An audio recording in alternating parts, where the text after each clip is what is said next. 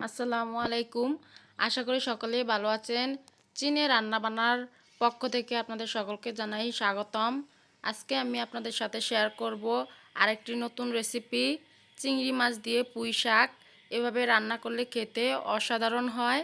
তাহলে চলুন দেখে নেই রেসিপিটি। এখানে আমি 1 কেজি পরিমাণ শাক নিয়েছি। আমি এখানে ডাঁটা নেইনি, শাকের আগাগুলো নিয়েছি। আপনারা চাইলে ডাঁটাও নিতে পারেন। এখন আমি শাকগুলোকে উল্টে পাল্টে যাতে কোনো পোকা না থাকে এভাবে করে কেটে নিচ্ছি হাত দিয়েই। আপনারা চাইলে ছুরি দিয়েও কেটে নিতে পারেন। এখন আমি শাকগুলোকে ক্লিন করে নিয়েছি, দেখতেই পাচ্ছেন। এখন এখানে নিয়ে নিয়েছি 500 গ্রাম পরিমাণ চিংড়ি মাছ। এখানে নিয়েছি পেঁয়াজ কুচি, নিয়েছি রসুন কুচি, নিয়েছি কাঁচামরিচ ফালি করে। এখন আমি রান্না করতে চলে যাচ্ছি। দিয়ে দিয়েছি তেল, দিয়ে দিলাম রসুন কুচি। এখন আমি রসুনটাকে হালকা বাদামি করে ভেজে নেব। দিয়ে দিয়েছি কাঁচামরিচ ফালি করে। এখন আমি এগুলোকে নেড়ে দিয়ে দেব পেঁয়াজ কুচি, দিয়ে দিচ্ছি পেঁয়াজ কুচিগুলো। এখন আমি নেড়ে চেড়ে হালকা বাদামি করে ভেজে নিব। এখন দিয়ে দিচ্ছি মরিচের গুঁড়ো, দিয়ে দিলাম হলুদ গুঁড়ো, এখন দিয়ে দিব স্বাদ মতো লবণ।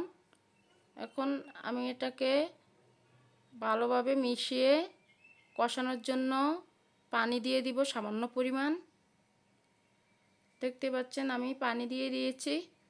এখন উপরে তেল বেশি উঠেছে, দেখতে পাচ্ছেন। এই পর্যায়ে আমি মশলাটাকে নেড়ে চেড়ে দিয়ে দিব চিংড়ি মাছগুলো।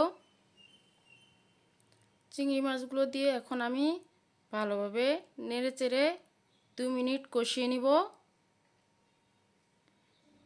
দেখতে পাচ্ছেন আমার চিংড়িটা 2 মিনিট কষানো হয়ে গিয়েছে। এখন আমি দিয়ে দিব শাকগুলো।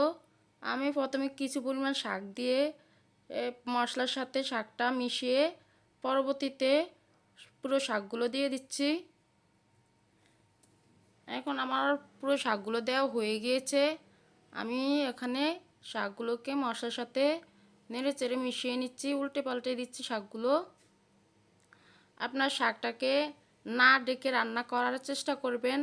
শাকটা ডেকে রান্না করলে শাকের কালারটা নষ্ট হয়ে যায় এবং স্বাদটাও বেশি থাকে না। আপনারা শাকটাকে না ডেকে রান্না করে নেবেন। দেখতে পাচ্ছেন আমি শাকটাকে ডেকে নেই, না ডেকে বারবার নেড়ে চেড়ে রান্না করে নিচ্ছি। এখন আমি এ পর্যায়ে নেড়ে চেড়ে দিয়ে দিব কিছুটা কাঁচামরিচ ফালি করে। দেখতে পাচ্ছেন আমি কাঁচামরিচ দিয়ে দিয়েছি। এখন আরেকটু নেড়ে চেড়ে আরও 2 থেকে 3 মিনিট রান্না করে নিব। দেখতে পাচ্ছেন আমার রান্নাটা পুরো কমপ্লিট হয়ে গিয়েছে। এখন আমি আপনাদেরকে সার্ভিং বলে সার্ভ করে দেখাচ্ছি কীরকম হয়েছে। দেখতেই পাচ্ছেন আমার রান্নাটি, শাকগুলো দেখতে খুবই সবুজ। আপনারা এভাবে বাড়িতে ট্রাই করে দেখবেন এবং কমেন্ট করে জানাবেন আপনাদের শাক রান্না কীরকম হয়েছে খেতে। এভাবে রান্না করলে খেতে খুব অসাধারণ হয়। খুব সহজ একটি রেসিপি। আমাদের রেসিপিটি যদি ভালো লেগে থাকে তাহলে লাইক, কমেন্ট, শেয়ার করবেন এবং চ্যানেলটিকে সাবস্ক্রাইব করে দিবেন।